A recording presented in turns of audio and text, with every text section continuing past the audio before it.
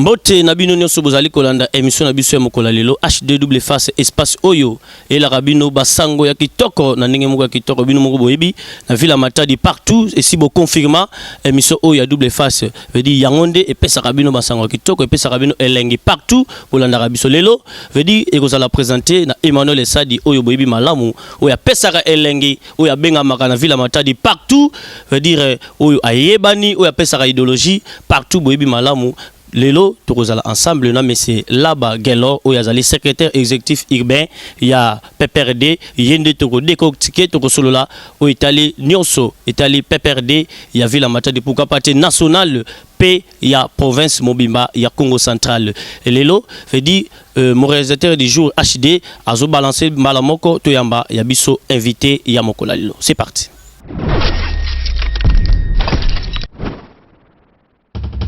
Oui, la santé du parti dans l'ensemble est bien. Le parti Isaliko se portait très bien. C'est vrai qu'il y avait quelques secousses avant. Vous savez, c'est l'expérience à Liboso pour la République démocratique du Congo dans l'ensemble. Qu'un parti au pouvoir quitte le pouvoir, remplacé par un autre parti de l'opposition. Donc, ce sont des expériences que tous allez comme Mekola, la République démocratique du Congo. Je crois, après avoir quitté le pouvoir, et moi Mali Limo et Kotaki, et le temps pour nous, il y a que jouer sous élan pour que tout avance. Le parti va très bien au moment où je vous parle et on est en train de s'organiser vraiment dans l'ensemble ici au Congo central comme au niveau national. Les partis se portent très bien. Je dirais ceci, nous les kabylistes, nous suivons Kabila. Pourquoi? Parce que Kabila c'est un nationaliste. C'est un homme extraordinaire que le Seigneur a créé. Vous savez, en 2001, tant que Kabila a eu pouvoir, dans le souci, il y a Kobo, il y a Makila, il y a Imboka, il y a Congolais et Tanga. Dans le souci, il y a Kobo, il y a désordre, pouvoir, il y a Massassi, il y a Makila, tout. Président Kabila a 29 ans d'âge. Il a accepté de partager le pouvoir dans la Viennaï. C'est bon, vraiment. Et là, ça maintenant dans le monde entier. Jamais vu. Pour la première fois, vous avez un président de la République et 4 vice-présidents. Ça dure. Kabila dit, Kabila c'est un monsieur passionné du Congo, passionné de la République. Donc, Moutoumora Lingi kimia tellement trop dans ce pays et il voulait voir son pays et marcher le lenge ba pays où surtout en vie à Kakokende wana et aller au marché. Donc ils allaient moko ya ba raison au biso ba kabiliste tout l'andaka le président Kabila Nassima, tout l'andaka idéologie à président Kabila. Donc voilà un peu. Nous sommes arrivés à la tête du parti au niveau de la ville de Matadi. Nous avons trouvé le travail, il y avait un très grand travail à faire parce que c'est un défi. On ne devrait pas croiser les bras, on devrait se mettre au travail. C'est-à-dire pour redynamiser le parti, il faudrait travailler sur le terrain. Voilà pourquoi tout un terrain est en train d'installer des cellules de base. Et vous savez, les cellules de base, et ali ba structure oyoyo, ce sont des structures de base du parti. Oyo, ils ont 50 personnes par cellule. Or, biso, pour nous redynamiser le parti, tout chaque objectif na biso, à travers la ville de Matadi, tout a installé 75 cellules comme essai. Il y a un monde qui sa biso éclairage comment tout marcher na activité au Ekolanda après installation il y a 75 cellules. Et à l'Ikaka na souci il y a qu'on redynamiser parti parce que à un certain moment les gens croyaient parce que dans la cité comme partout ailleurs les gens disent que non PPRD bon on en a ressuscité PPRD vous a ressuscité. Oui nous avons connu tant de problèmes dans Zanatine ya ko zongela ya ngote mais au moins ce qu'il faut savoir c'est que j'ai toujours dit aux amis le PPRD c'est un grand parti. PPRD format ba cadre et format ba belé au bazar formé idéologiquement sur le plan politique national et international. Alors c'est un parti oh ils a difficile pour le PPRD et bunga sinon PPRD et kufa ou PPRD ça la sokini soni ou batbali ko kanisa non ndenge na ute kolobane bandeli awa to kutana ba problème et surtout biso na province na biso ya Congo central vous savez biso ba Congo to na bandingi na biso to monela makambo et il y avait un moment où bateau qui censé à gérer parti et souvent les bakongo tolingaka ko évoluer te tolingaka mingi kozala toujours na sima mon frère c'est ça aussi le problème et toujours pour na babilo ko ya ko luka kozala toujours na sima ya bateau to memela ka bateau et yango to kuta na ba problème na kati ya province je crois to kolobela longtemps to koma na makambo na point ya province à Congo central au fait bateau qui censé à gérer parti bakoka ki penza lisusu te ko gérer parti parce que batiaki plus intérêt na bango liboso bakomeka kotala ngai na zwa boye ngai na kende boye ngai na zala nani ngai na suka ngai na continuer ngai na sala boye et batikaki parti na balabala mais comme parti ali parti moko ya munene biso nyonso tozala formé na kati ya parti et autorité à parti batali babi non il y a des camarades fidèles et honnêtes suffisamment formés outillés pour servir parti na kati ya ville ya Matadi. On nous a confié le parti au niveau de la ville et nous sommes en train de travailler et je vous dirais que nous avons suffisamment déjà évolué et ceux qui ont organisé activité moko de grandes envergures na kati ya ville ya Matadi, beaucoup de gens seront étonnés. Merci. Et quelle est votre position concernant les élections 2023? Bon, en fait, l'élection, nous sommes le PPRD, nous sommes un parti de l'opposition. Nous avons mis des préalables pour aller aux élections en 2023. Et dans tout ce que nous sommes en train de faire, c'est aussi une façon pour nous de se préparer pour aller aux élections. Nous préparons déjà nos bases pour affronter les élections. Vous savez, l'actuel régime, l'actuel pouvoir a déçu tout le monde. Et donc, même les bébés qui sont dans des maternités, il y a des jours passés, dès qu'il arrive, ils comprendre que le régime est décevoir Batumakasi. Alors, nous devons se préparer. Mais, troquer na élection, na seni oya kadimate. Troquer une élection, na cour constitutionnelle oya caporalisé te otoanango actuellement. Nous irons aux élections, mais pas avec ces gens-là. Kadimate et cour constitutionnelle ouan ils allaient rassurer Moutouté. Donc il faut reconfigurer institution il y a puis la démocratie comme CENI et puis na cour constitutionnelle na biso. Nous sommes prêts pour aller aux élections. Vous savez mon frère, biso nde batutochaki cadre institutionnel et constitutionnel na pays. Nous sommes dit nous les PPRD. Nous ne pouvons plus aller aux élections. On ne peut plus accéder au pouvoir na ba voix ya Minduki, ya ba coup d'état patati patata. Voilà pourquoi les Congolais remarquent le silence absolu du président Kabila par rapport à Makambozo les Kanamboka. Et les gens attendent à ce que Kabila puisse dire quelque chose, mais le moment viendra où il va parler. Et le silence ici, il est justifié absence n'a été. Il est là, il suit de près et il sait à quel moment il prendra la parole pour dire quoi aux Congolais, parce que nous sommes obligés ya kusunga mboka na biso parce que mboka weza ya biso. Il faut tout sunga yango. Le président Kabila va parler. Le PPRD est prêt. Nous sommes tellement prêts pour aller aux élections.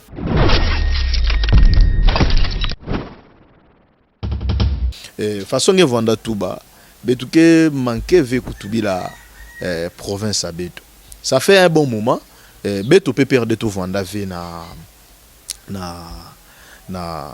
télévision na ba plateau na ba nini betu vanda tout bavé parce que to mona ba mambu nyonso ina meluta na niveau ya province à Beto en tant que politique betu kezanga avec tuba samu na province à Beto ya province à Beto betu mona ba mambu nyonso ya meluta ya mekatuka luta awa na atuma tubwana vanda awa gouverneur comment est-ce que Matubwana a été combattu par les Bakongo.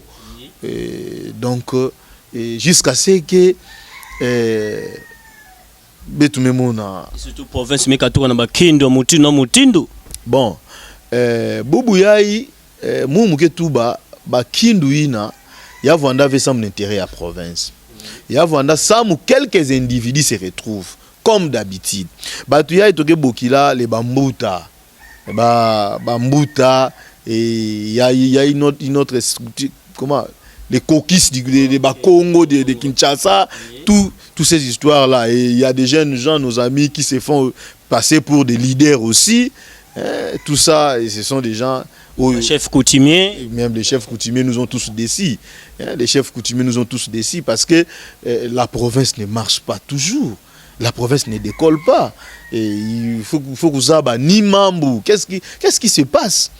La manière dont qu'on avait perdu Mbouta Jacques Mbadou, c'était sous ce genre de choses. Il y avait des guerres, des combats, tout. Nous avons perdu Jacques Mbadou. Atouma Toubouane est resté combattu jusqu'à un niveau comme vous ne savez pas. Moi, aujourd'hui, je me demande si Matoubouana avait réellement fait. Donc, je me demande qu'est-ce qu'il avait réellement fait. Parce que nous tous, on disait que la province ne marche pas, rien ne marche dans la province. Et le Congo Tambola Izate, mais mon frère, je vous dis, remplacer Atouma Toubouana par l'actuel exécutive provinciale, je crois, mais je dirais que l'actuel exécutif n'était pas une pièce de rechange pour le Congo central, parce que ce que nous sommes en train de vivre, c'est vraiment compliqué. Biso tozala qui sûr, to vanda ki kimia to bino to tikatan, total ndeko bandeko baye bakoti na pouvoir, total bango 2 3 mois 4 mois après, peut-être bako booster province na ba makanisi ya malamu, mais oh tout ça ko vivre le lot, je vous dis, et en côté, voilà pourquoi il faut tout zonga maintenant sur la place publique, total il s'appelle les populations na biso tout ça batu to vandi na ba cité tout ça batu to solara mingi na population, et total sa population qui bato bako quitter bateau bako quitter kotambu sa province, et déjà na ça peuple matadien, peuple à Congo central, qui à travers bateau bandeko bazo gérer biso lelo na niveau ya province, bo espérer le côté parce que loko ya malonge kozama et ko pesa manakati wana ezati kota la ndenge province ya likotambola. Mon cher Boéti, rien ne marche dans la province. Est-ce que vous pouvez citer un secteur moko il y a vie et marché depuis à tout Matoubouana Longwa na province na Congo central? Moi des fois quand on a zotala na zokoloba na batuke ezaka moi passe oyebi tant que élection salemi biso peut perdre tout vanda kikimia, au moins biso to na matière biso to gérer pendant beaucoup de temps to yebi Congo central ndego na ndenga mabete na ndenga bien pona ko gérer yango, il faut oser la roder. Il faut oser la roder. Au province de Congo central, biso ba yebisa batu bana ba kin ba province ba Congo bazoba tout ça mukongo banga mukongo te mukongo to saleka boyegole kanango. Mais to za province moko pona ko gérer biso, il faut oser mutumo oser quand même roder ezalaka malamu, parce que oyebi ngai tangu na talaki après l'élection gouverneur comme gouverneur otozana yo nani gouverneur comme nani Giban gouverneur accueilli ko inaugurer ba passerelle mo batongaka na je crois c'était en Banzangungu. Oui. Ba passerelle wana ya Banzangungu ya ba 2,20 m wana bloko moko même attaque ko inaugurer te na simba ki mutu na bia ya makambango yango. Vous voyez? Donc, et ça n'a pas de bloc comme ça, il fallait qu'on soit temps, il y a qu'à observer pour que tout le bas. Et tant que observer tout le monde qui est simbate. Ou bien bindeko, biso ba Congo et na koloba na bandeko nyoso ba bundisa atuma tubwana. Oui, parler to zali ko panza bandeko nyoso ba comprendre ndenge nini mboko ezali ko tambola. Oui, bandeko nyoso tu oyoyo ba bundisa atuma tubwana na Congo central. Et il arrivera un moment na webisa bango baya basta la campagne ya osenga atuma tubwana pardon. Parce que gouvernorat wana tozomona wana tangu tomatara bescalé ya on ngana profiter na sana batu ba matara ba sincère wana ya gouvernorat. Il faut dire merci à Jacques Mbadou paix à son âme. Jacques Mbadou na atuma tubwana. Tant que matara boro wana Android wana parce que ba wela ngo trop boro wana to ba matango fo baloba merci na fait Jacques Mbadou na atuma tubwana. Parce que bango ne ba valoriser sika wana mon frère na web so moni stade oyo stade auto komisa makaki simbi moko boy stade wana itelema lokole keko moko boye Jacques Mbadou na gouvernement na ye nande ko Atuma Tubwana balobaki na biso boye misale salemi à 75%. Ba dédouania ba conteneur yaki na ba matériel nyonso awa. Ba pelouse synthétique, ba biloko nyonso tout etikala ki 25% ya ba travaux. Mbadu akufa ti mukolo ya lelo stade wana ba ko sala yango. Vous pouvez comprendre que biso ba Congo to bandi ko perdre ba valeur Congo. Et na kati yote na mona ki journal na balakisa ke na télévision que déjà stade bazo sili sango kala mingi te bazo ke déjà ba mbongo kala mingi te ba pesi ba tâche na batu kala mingi te donc ba biso stade aussi là. Oyebi pourquoi ngai na préféraka ko communiquer na lingala. Parce que bandeko ba olimbisanga bo tenir nga rigueur te côté wana parce que na lingara omoni na ba maman na biso solara trop na population. Omoni ba maman na biso bana ba fin fond na ba kati.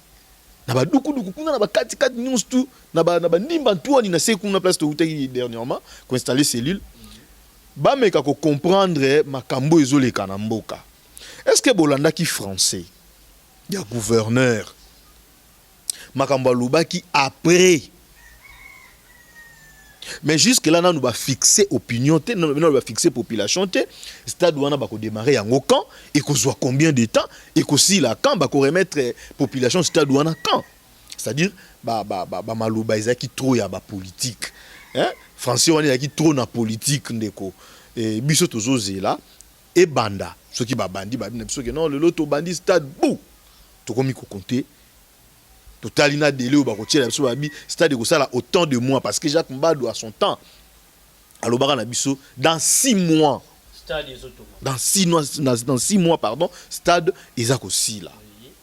Alors tokozela toyeba bango ndenge bazoloba mais eza pasi na charge o ba pesi gouvernement provincial il y a ceux qui 20 combien de membres oyo et qui a violé la constitution mibeko ya mboka na biso les Bakongo c'est tu bazolo beloko morote et bavandika bubuta la bozomo nango eza normal et pendant que gouvernement yango yo gouvernement to moni eza ni loko morote ba ni loko morote pourquoi parce que quand la même ndenge ba uti ko kunda bandeko na biso oyo ndeko ebi pas si na mboka ndeko o batumama ki na essence veut dire na air ya kala batumaki ba kundaki bango na ba cercueil ya bien mais na ko mona donc ba tche bango na ba sac ba tche bango libulu moko c'est vraiment regrettable na bien voilà pourquoi je vous dis que biso ba Congo toujours perdre ma valeur Congo oyebi m Congo ebembe et pas na biso ba Congo eza eloko moko boto pesa ka valeur moko parce que nous disons les morts ne sont pas morts. Moi je peux aller consulter mon père qui est déjà décédé il y a cela 14 ans. Na keka na tombe na ye je peux les consulter. Na ko consulter papa na ngai. C'est bien que na tombe kuna place azali. Na kei place wana na sola na ye. J'ai dit des choses et ko zonga na ngala ndako na jupe ba résultat. Parce que c'est biso ba Congo mutu soka kufi akomaka na valeur mususu. Mais c'est la toute première fois dans l'histoire à Congo central. Je dis la toute première fois. Banamboka bolanda ngai. Na histoire à Congo central, bakunda ba Congo en plein 21e siècle, na katia ba sac, batie mu peuple Congo na katia sac. Peuple mu Congo batie na katia sac bakundi bango na fosse commune. Et puis wapi à quelques centaines de kilomètres il y a capitale. Ndeko, à quelques centaines. Nous avons vu président Félix Tshisekedi ayaka awana mbanza ngungu le Congo c'est ça les mains non les à une époque il y a Atuma Tubwana voilà quelqu'un qui a des sens au azana ba valeur ayebi qui mu Congo. Mais moi je me pose des questions mon cher tout ça wapi nani au pilote au azotambwisa lelo province hein aza est-ce que je comprendre, je me demande, je me pose tant de questions. Mon cher ami, batu bakufia wa président Félix Ayaka na Mazangunga. Atuma Tubwana na gouvernement na yi. Oyo batu ebele pona b'intérêt na bango. Ba critica ka biso vandaka nyeto zo tala. Lelo to sala sko ba analyse. Parce qu'il faut maintenant to banda ko bimisa makambo ya kinase, to bimisa ngo likolo pour que peuple a comprendre. Oui.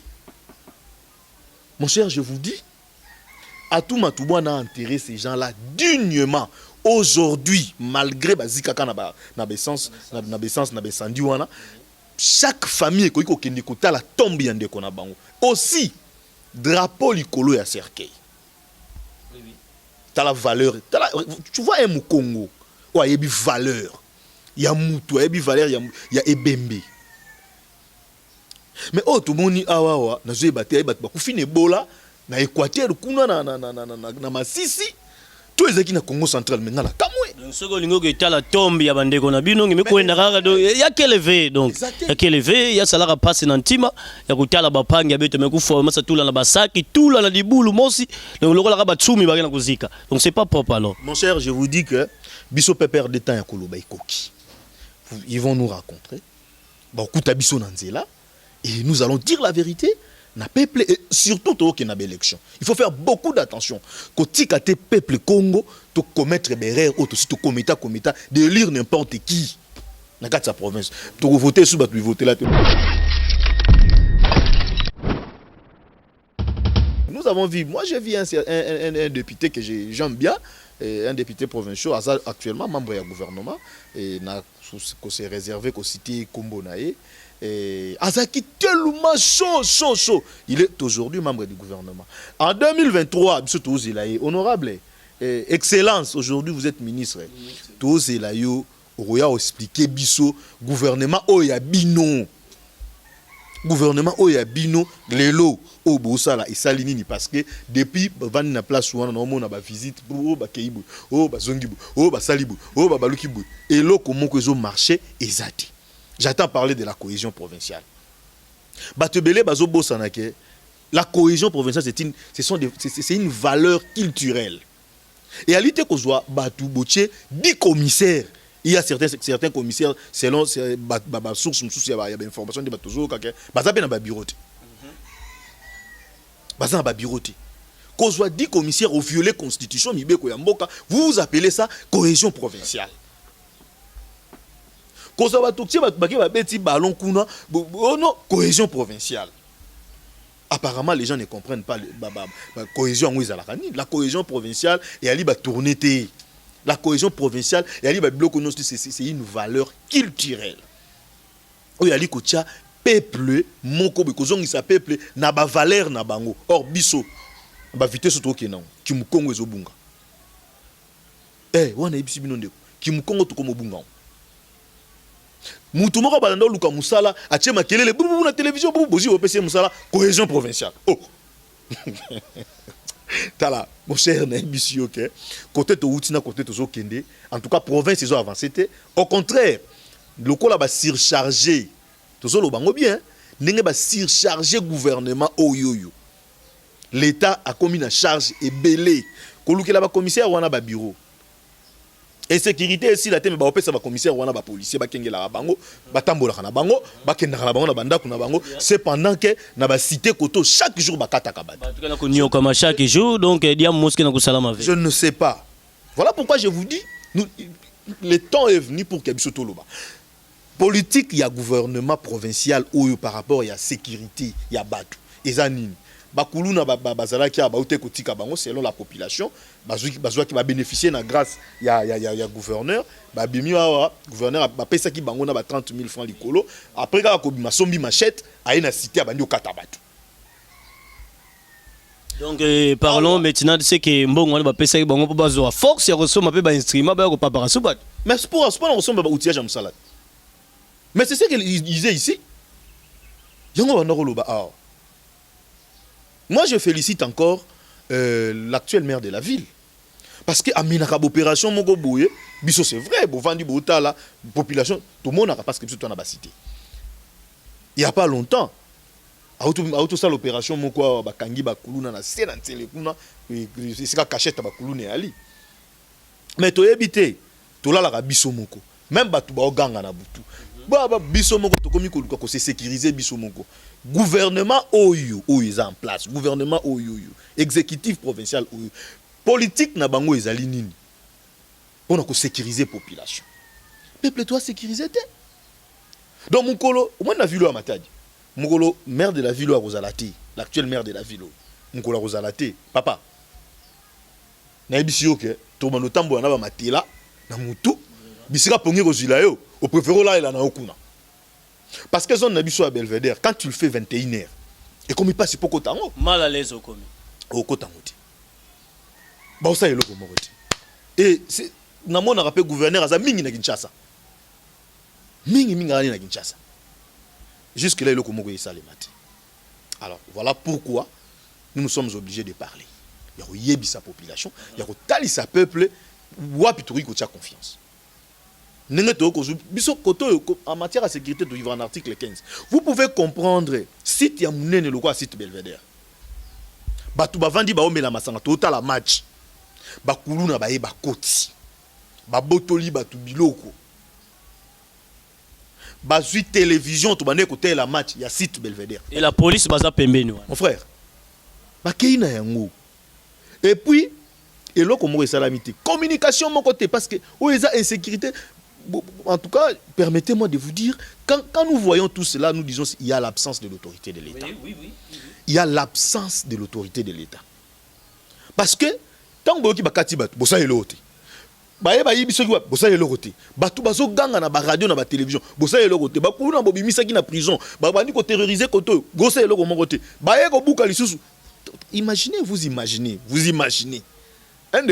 imaginez les policiers commis na sécurité ya prison baba na ngo wela soki ba wela soki nini ba weleli pour que ba kuluna ba kima ba criminel onyo su ba na ba prison ba kima. Ça c'est quel pays? C'est quel comment ba tozo gérer mboka oyo? Alors biso to lobby bato yo ba na pouvoir ba kokelo côté. Il faut vraiment tout la kisake ba kokelo côté parce que province c'est biso nyonso province c'est un groupe ya batu moko boité. Non, nous avons vu ils ont la batu misusu bande ko luka kwanga lipa ba pesi bango ba lipa ba kwanga na bona ba mapa wana il trouve que minoko na bango ya otonda na mapa o bazolia mais ba lo ba suivre zalati. Nous allons parler parce que to mi pesi na biso na ka ya peuple ba ku na tango ba ya ka ba ela ka biso. Tant que bazo menacer biso koto tozo la mukana butu tozo tambola bango balala calme biso to mitika na maboko to mitika na population na biso tozo bazo kata biso ba machette na bango la kata vilo population zo kata biso bazo kata biso bakuna ba kata biso na population na biso ba machette na milieu o tozali et loko lokwa site Belvedere on tombe bakuluna bakoti il faut interpeller ministre intérieur, il faut interpeller ba autorité à province. Na ville où Matadi, ils ont des locaux où ils se détendre comme na site Belvedere. Mais aujourd'hui, ça devient un problème. Moutouma qui na site Belvedere, ils ont mais basali et locaux bavani kim, c'est comme si l'autorité basate. Bokani si kosala nini bakulu na bakoti na place ou bakati ba. Bakulu na bakoti basali ata opération moko. Et ça la marade. Donc voilà un peu. Voilà, merci bandeko bozali kolanda malamu ndenge mboka ezali kotambola biso tolingaka boye soko za na problème yaka beta lobela population ba comprendre malamu toyoki biso moko tolandi biso moko makambo ezali kotambola te na mboka singaka fo etambola HDW face eza wana pona ko pesela bino idéologie dit lelo toza ensemble na secrétaire exécutif urbain et PPRD yende azali ko limbola azali ko nianola tout o etali PPRD azali ko pesa idéologie ndenge mboka ezali kotambola tozali komona biso moko ya koloba mingi ezate yo moko pesa réponse si ozali kolandela biso est-ce que mboka ezali kotambola te ezali kotambola te yo moko pesa yano merci tozo kene mala moko est-ce que ozali ko expliquer biso mala moko ce qui concerne aussi de la tentative de déstabiliser le PPRD Matadi pour quelles personnes du pouvoir, est-ce que vous avez aussi à parler à propos de ça? Oui mon frère, bon en fait ko déstabiliser PPRD Zali na bandeko je ne trouve même pas pourquoi il faut na citer bango na autant appel ba kombo na bango te bien que kuna bango esimbité et mais lokola moi j'ai morobo ya bana mike peut-être na âge baza avancé baza miko na biso na bazuba fonction il y a que gérer peut-être à travers ma relation bazanango, mais nous sommes formés sur le plan politique. Nous sommes en politique toi qui formé et je sais comment déjouer un coup et je peux aussi bon pour ne pas dire ça ici hein, on a hebi Baki comment nga pe na ko kota na kana bango et na tourner na tourner na kati na bango na comprendre des blocs wana. C'est vrai qu'on avait invité quelques camarades du PPRD, bana bango, ce ne sont pas des décideurs hein. Baza bato baza ba comité mais ce sont des membres du PPRD. Hein ba membres ba benga ki bango dans les soucis européens ça bango ba mbongo ba sala soki nini mais et biso en tant que ba politique ya solo parce que bango ba yo ko la politique lelo.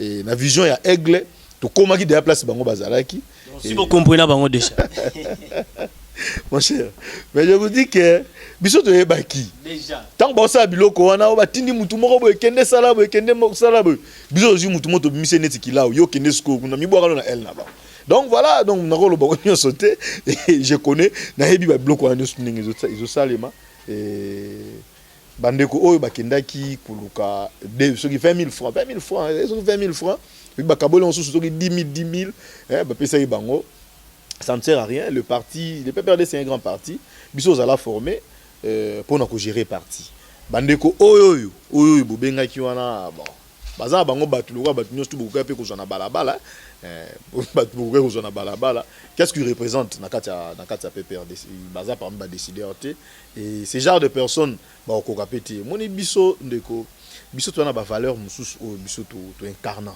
biso to comprenant Kabila hein biso saka politique ya nzalati ya lipate biso za bato to na moi ba valeur hein to na moi ba valeur oyo to vivre à Kanayango.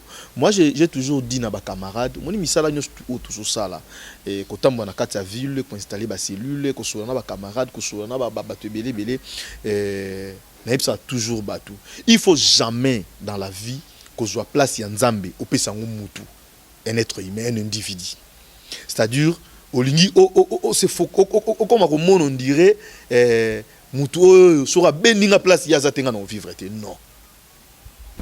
Voilà pourquoi avant ya koya ko sala politique avant ya kolanda ba politicien boyembela biso nde bayembela biso na ba jeune wana balukaka ba mapa na ne boyembela biso na il faut na cop na yo faut yekola musala oyo ko pesa yo 10 francs otiki na ndako na yo balie yo yekola na makamno ya politique on se comprend donc Isaki Loko Morobo, c'est un coup raté. D'ailleurs, même pas, même pas coup, c'était une aventure. Ben, il y a Kosala et Simbi Pété, Bisoza PPRD.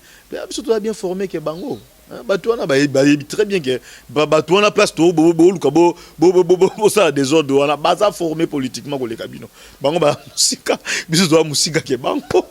Bango, la politique, l'élo. Et Belé, a vu fonction, abandi politique, l'élo. Bisoza là déjà la politique depuis 2000 ans, 2004, 2003. Tout ça là déjà dans assez toujours y ko la toke mataka to ya ka malembe donc to yebi moi mingi mais na kosenga la camarade à PPRD le vrai ma camarade vrai PPRD bozala toujours aux aguets et toujours lancer activité moko susu ya munene za installation ya installation officielle il y a la Ligue de femmes tout ça qu'on installé officiellement Ligue de femmes et à partir na mikolo izakoya et vous apprenez musika mingité. Et parce que la Ligue de femmes étant structure moko spécialisée, il faut baser la mission moko il faut accomplir parce que nous allons vers 2023, il faut déjà que Tchabango na Moussala va travailler dans la structure c'est la parité aussi. Oui la structure il y a ba maman ba qui travailler presque partout donc voilà un peu on a connu Koloba mais en ce qui concerne le PPRD vit très bien toujours vivre malam tout ça en bonne santé et biso tozali peuple moko hospitalier to ya marabatu nyonso et puis to vivarana baras nyonso mais nous devons être prudents parce que mboka isa penza na ba nyungu trop boyebi il y a pas longtemps banda ekolobela balobela ki oh non, il y a présence, il y a militaire rwandais, je crois que c'était en Banzango vers l'Ouozi aussi, Pablo Moyandengwana, Mbokeza bien mingité, tous à la vigilant et tous à la prudent. Bande Konyons tout, oyo, tous à menacé na ba civique, oyo, tout bengi ba kuluna. C'est vrai que matin, midi, soir, tous à na kimiate et tous à la toujours aux aguets. Ceux qui sifflent bêtis na boutou, qui bandeko bazo tambola bazo kolala libanda pour na ba sensibilisation boyoki to gangi na butu il faut toujours kobima pour na koluka komi batela parce que toi na butu ko batela bisoté et sécurité na mboka na biso boyebi bino moko foin donc bandeko pe bazana biso awa na pouvoir ba conseiller loko moko te parce que bayebi pe makambo on dirait bien mité ils en ont ba ba cop na bango bongo donc il faut comprendre.